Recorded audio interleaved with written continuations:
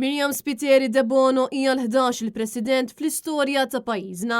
Jiena Miriam Spiteri de Bono solennement naħlef li naqdi fedelment il-kariga ta' President ta' Malta u l-iskont l-aħjar ħila tiegħi li kkonserva, inħares u niddefendi il-Kostituzzjoni ta' Malta.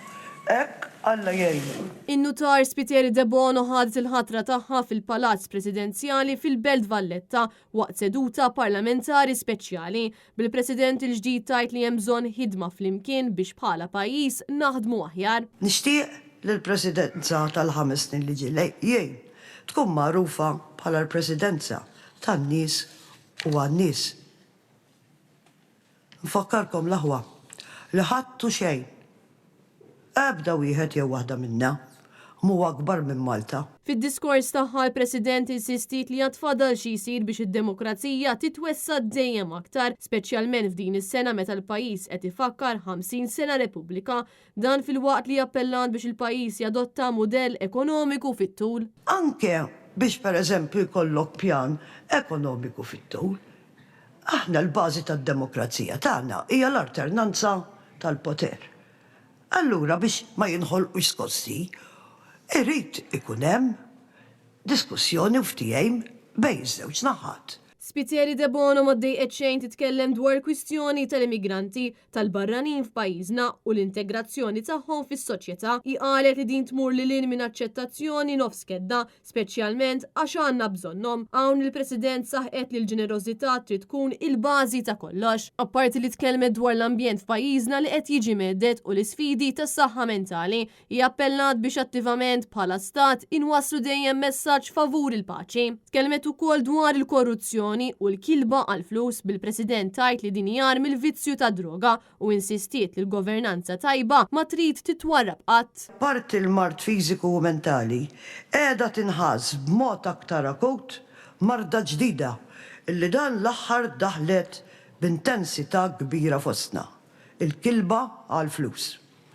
Il-kilba għal-flus ħafna drabi tissarraf forom ta' korruzzjoni, indifferenza għad batijiet li jinħolqu u li jsofri ħaddieħor.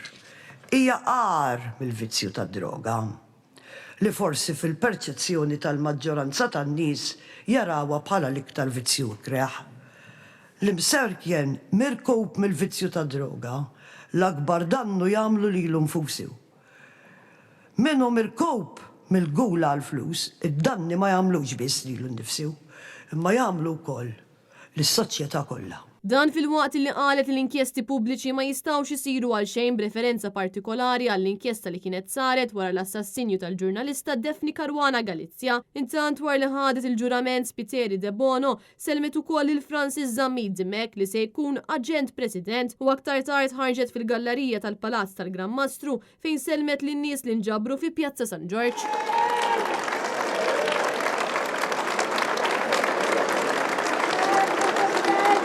Iċ-ċerimonja saret f'temp mill-isbaħ f'ambjent tipiku għal dan iż-żmien tas-sena bis-sem tal-Forzi Armati ta' Malta u ftit wara sar ukoll flypass bħala tislima lill-President il-ġdid ta' pajjiżna.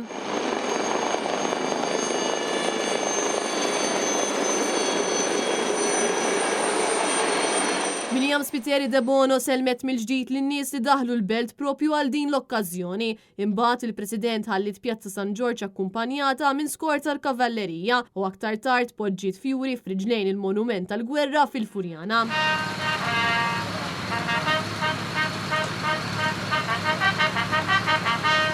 Tul iċ-ċelebrazzjoni kollha Miriam Spiteri de Bono kienet akkumpanjata mir-raġel tagħha in-nutar Anthony Spiteri de Bono. Imbagħad għall-ħabta ta' 3:09 ta' wara nofsinhar il-kap tal-Partit Nazzjonalista Bernard Grech flimkien ma' martu Anne-Marie Grech għamlu żjara ta' korteżija lill-President fil-Palazz ta' Sant'Antoine fejn awgurala għal dawn il-5 snin illi ġejjin.